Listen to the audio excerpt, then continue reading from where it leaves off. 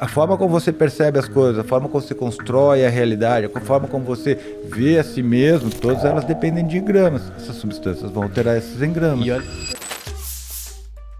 Vamos lá, o uso do THC, ele é muito prejudicial para o cérebro? Sim e não. Eu diria o seguinte, que o THC ele vai prejudicar uma série de funções do cérebro, né? Pelo menos enquanto ele estiver em atividade. Por exemplo, memória operacional vai para o saco. A memória operacional é um procedimento do córtex pré-frontal onde ele pega as informações, ele organiza elas e bota elas em operação. Então, por exemplo, isso que eu estou falando para vocês, o meu cérebro agora está catando as informações lá, está organizando elas numa sequência, ele armazena por um tempo até eu falar elas. Então, um déficit de memória operacional é aquela coisa, você vai na cozinha buscar alguma coisa, você chega lá, o que eu vim buscar aqui? Ou você tem que fazer uma conta de cabeça, daí você tem dificuldade de fazer a conta de cabeça.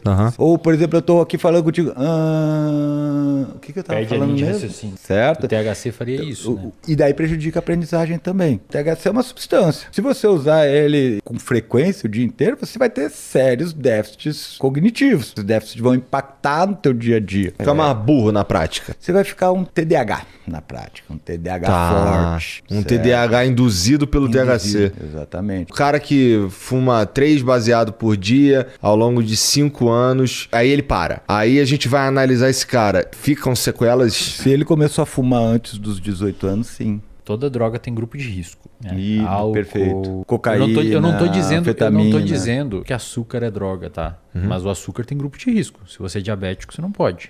Leite tem grupo de risco. Se você é intolerante à lactose, você não pode usar. Álcool tem grupo de risco. Mas em qualquer fase da vida que você usar álcool, maconha ou qualquer droga, você vai ter déficit. Não é inócuo. Não vai passar pelo seu organismo e sair sem nada. Vai afetar o teu sistema nervoso central. Se você central. tomar antidepressivo, também tem efeito colateral. Outros medicamentos têm efeito colateral. O fígado sobrecarrega, etc. A cannabis, a gente sabe hoje que adolescentes, que é estranho porque é em grande maioria quem mais usa, não pode, cara. Adolescente não pode, porque o cérebro é muito... Lembra da plasticidade? O cérebro é muito mais na adolescência. O cérebro deixa de ser muito plástico por volta dos 25 anos. Mas aí deixa eu só chamar atenção para uma coisa. O cérebro é muito plástico na adolescência, mas o córtex pré-frontal é mais plástico na adolescência. Na adolescência é onde a gente está tendo um hiperdesenvolvimento do córtex pré-frontal. E daí você imagina que você coloca ali uma droga que de certa forma altera o funcionamento disso. Aí você começa a usar a substância, abre o quadro. Às vezes uma única vez. Cara, eu já peguei muito paciente com transtorno de pânico. Isso. Fumou um baseado, teve uma crise de pânico, velho. Transtorno de pânico. Tem uma das coisas que mais ativa transtorno de pânico é maconha. E aí depois o paciente fica agorafóbico. Isso. Ele fica com ansiedade social ou com medo de sair em lugares abertos, porque como ele teve a crise de pânico e foi um momento que ele acha que vai morrer, é muito externalizante. O cara tá no shopping ou tá com os amigos, ele acha que vai morrer, cara. Coração, pá.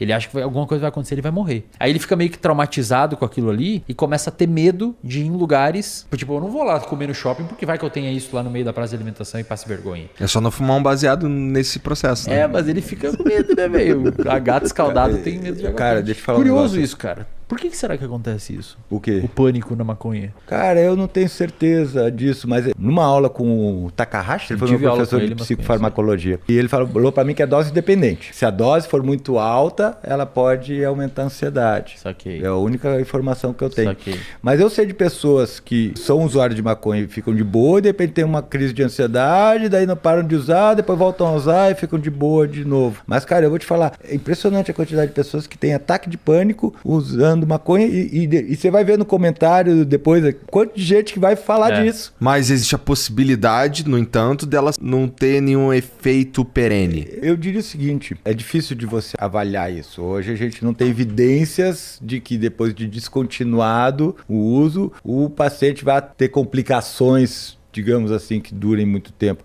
Mas isso pode ser o modelo experimental que a gente está usando, o modelo de pesquisa que a gente está usando para avaliar isso. O que eu diria para você, cara, é que qualquer substância que entre em contato com os neurônios, ela tem um potencial muito grande para mudar a forma como esses neurônios se relacionam entre si.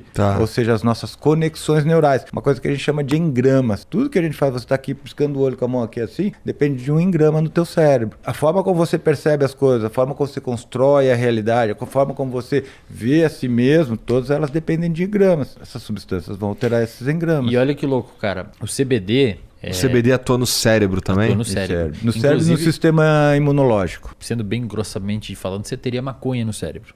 Você tem o que a gente chama de endocannabinoides. São canabinoides endógenos. Então você tem um receptor ali dentro e você tem um neurotransmissor endógeno que o seu próprio cérebro produz, que a maconha mimetiza ele.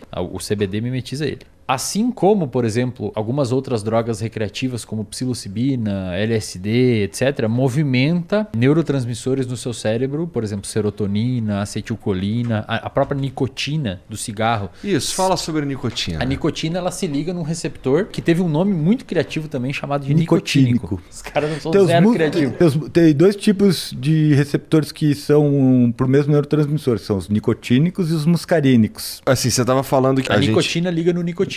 a gente produz endocannabinoides. Isso. Que a maconha, o CBD... Mimetiza isso daí. A gente produz alguma coisa parecida com nicotina também ou isso é totalmente externo? Não, Acetilcolina, que seria um neurotransmissor que se liga no mesmo receptor que a nicotina se liga. Então a galera tem que entender que qualquer medicamento que você utiliza é uma substância farmacológica que interage com receptores no seu cérebro e muda a função daquele neurônio e, consequentemente, do circuito que aquele neurônio está envolvido e do comportamento ou da emoção gerada por ele. O Zolpidem é maneiro. Zolpidem, exato. Zolpidem é legal. Ele tem uma babadeira de Zolpidem do lado da cama. Ele tem um baldinho Eu de parei, Zolpidem, me receitaram o Zolpidem, só que eu descobri que se eu vencer o sono que o Zolpidem me dá, eu fico loucão. Já deu a dica, agora vai aumentar o consumo de Zolpidem.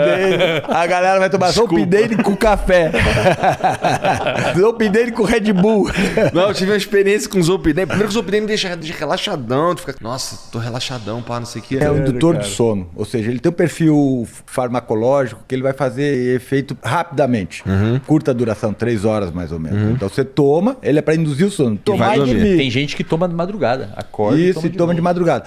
Aí você tem outros remédios que têm um perfil maior, mas qual é a vantagem do Zolpidem, né? É que você não acorda de manhã muito bêbado de sono. Por exemplo, alguns benzodiazepínicos acabam impactando o teu sono, né? Então o que deve acontecer? Você toma, você fica acordado e aí ele começa a diminuir o efeito. Daí ele começa a te deixar doidão, certo? O efeito sedativo e hipnótico que ele tinha que ter, ele tá passando. Então você tomou o Zolpidem, você tem que se preparar pra dormir. Eu tomou o Zolpidem aqui, deixa eu mexer na guerra. O cara toma Zolpidem e vai... Outra coisa importante pra falar pra galera... Não façam isso.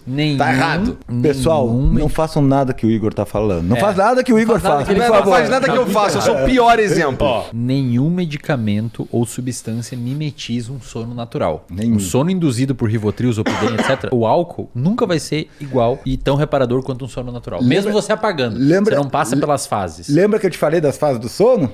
Se você toma essas substâncias, você tira algumas fases que são importantes, certo? Ou reduz o tempo delas.